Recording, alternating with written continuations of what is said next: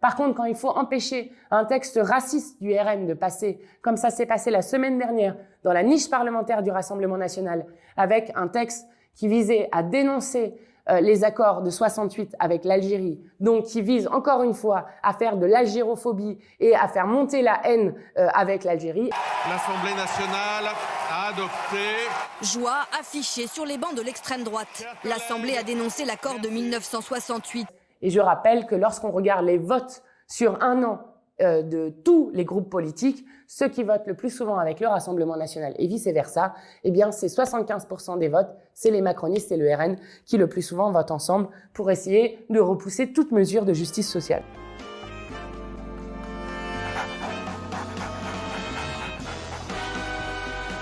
Alors, cela me fait arriver à un deuxième point qui est notre niche parlementaire. Vous savez, notre niche parlementaire, c'est le seul jour où nous pouvons décider de l'ordre du jour des textes et donc de l'ordre du jour de l'Assemblée nationale. Donc, c'est évidemment une journée importante pour nous et notez-le dans vos agendas, elle aura lieu le 27 novembre et il se trouve que nous avons dit que nous voulions dédier cette année notre journée réservée à la France insoumise aux mobilisations populaires pour les faire rentrer dans l'Assemblée nationale. Nous sommes face à un pouvoir qui veut continuer coûte que coûte une politique dont plus personne ne veut dans le pays,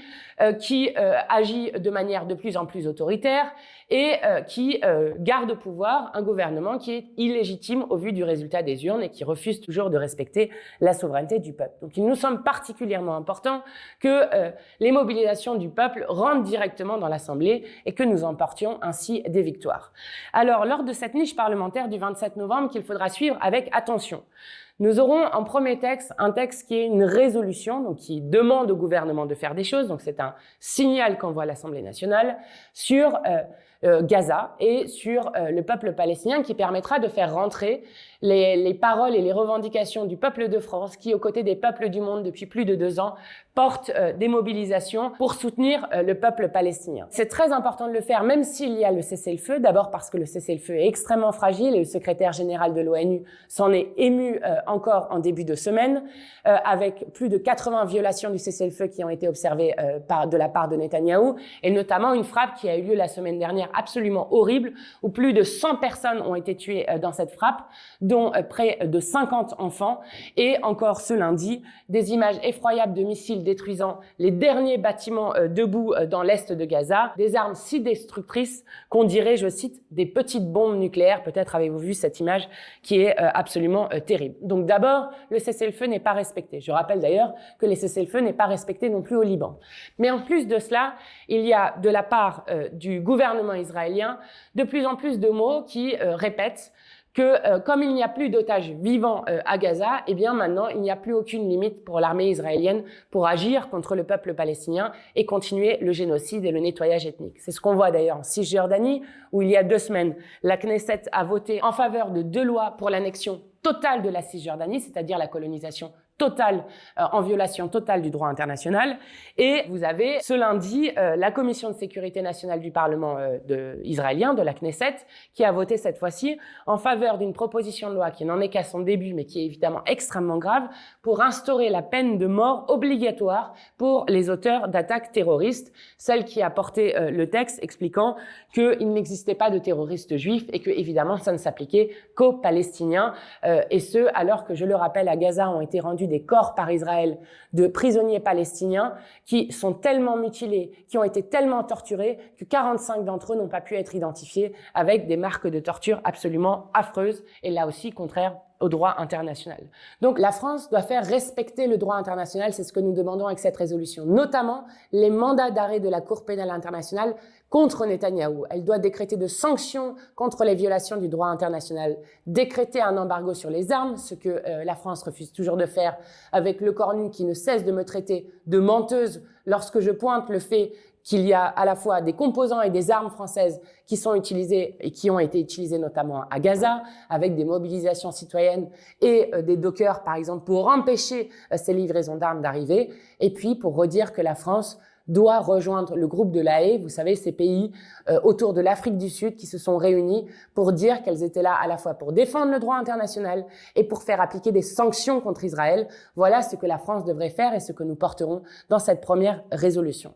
Nous aurons ensuite une résolution sur le Mercosur. Le Mercosur, vous savez, c'est le plus grand traité de libre-échange jamais négocié, le plus nocif et sur lequel à la fois tous les agriculteurs de ce pays, mais l'ensemble de la population est vent debout, car ce serait la destruction de toutes les normes environnementales et agricoles que nous aurions dans ce pays. Eh bien, la Commission européenne a avancé vers la voie de la ratification de cet accord avec le 3 septembre, une première étape qui a été passée et Emmanuel Macron qui au départ disait que dans ces conditions et en l'état, il ne voulait pas de cet accord, qui commence à inventer je ne sais quel prétexte qui n'existe pas pour dire que finalement, peut-être oui, on pourrait dire oui au Mercosur. Emmanuel Macron n'a pas à décider tout seul sur un sujet aussi important pour la souveraineté agricole, sanitaire, économique de notre pays. Et donc, nous demanderons à l'Assemblée nationale de réaffirmer son opposition totale au Mercosur. Nous aurons ensuite un texte qui fera rentrer la lutte des ouvriers d'ArcelorMittal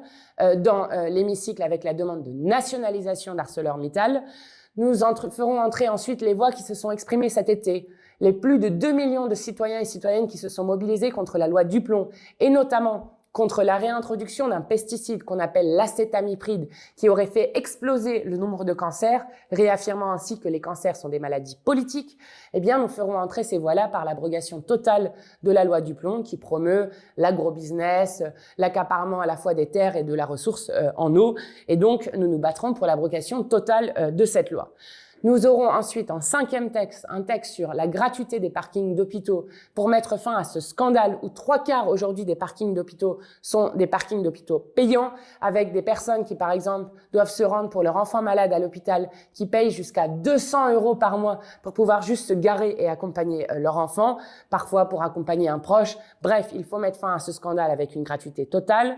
Nous aurons un texte sur la défiscalisation des pensions alimentaires. Là aussi, c'est les revendications, notamment portées par les associations de mères isolées, car les mères isolées qui reçoivent les pensions alimentaires sont fiscalisées sur les pensions alimentaires quand le parent qui n'est pas gardien, qui donne la pension alimentaire, lui est défiscalisé. Nous mettrons fin à cette injustice. Nous aurons ensuite un texte sur l'égalité devant le service public postal en Outre-mer, puisqu'en Outre-mer, il n'y a pas les mêmes tarifs postaux que dans le reste de l'Hexagone, alors que la distance fait que justement, les ultramarins ont besoin plus fréquemment d'envoyer des colis, notamment à des proches qui seraient en Hexagone. Donc c'est une mesure contre la vie chère et une mesure de justice sociale. Nous exonérons de CSG les apprentis, puisque le gouvernement ne cesse de vouloir appauvrir cette jeunesse qui est déjà fortement précarisée. Et enfin, nous aurons en dernier texte l'abrogation de la retraite à 64 ans, car nous, contrairement aux socialistes, nous n'avons pas abandonné le fait d'abroger cette réforme qui a été refusée par une immense majorité du peuple français, l'ensemble des syndicats et même l'Assemblée nationale, puisqu'elle a dû être passée par 49.3. Et nous réaffirmons qu'une telle réforme passée en force ne s'amende pas à la marge, ne se suspend pas, ne se décale pas, elle s'abroge. Voilà ce que nous redirons à ce moment-là. Et puisque nous avons un Premier ministre qui ne cesse de dire que maintenant l'Assemblée est souveraine, et bien qu'il nous laisse voter sur la retraite à 64 ans, je rappelle que notre niche précédente l'année dernière, nous avions passé l'intégralité de la journée sur l'abrogation de la retraite à 64 ans, car les macronistes et la droite avaient posé tellement d'amendements qu'ils essayaient ainsi de nous empêcher d'aller au vote, et bien qu'ils nous laissent voter en enlevant leurs amendements, ils verront qu'il y a une majorité dans l'Assemblée, comme dans le pays, pour abroger ce vol de 2 ans de vie qui ont été faits au peuple français. Alors vous remarquerez d'ailleurs que les macronistes sont très forts pour se mobiliser, pour pourrir la vie des Français, contre l'abrogation de la retraite à 64 ans. Quand il faut faire battre la taxe Zuckman, ils sont très mobilisés. Par contre, quand il faut empêcher un texte raciste du RN de passer, comme ça s'est passé la semaine dernière, dans la niche parlementaire du Rassemblement national, avec un texte qui visait à dénoncer les accords de 68 avec l'Algérie, donc qui vise encore une fois à faire de l'algérophobie et à faire monter la haine avec l'Algérie, eh bien les macronistes ne sont pas mobilisés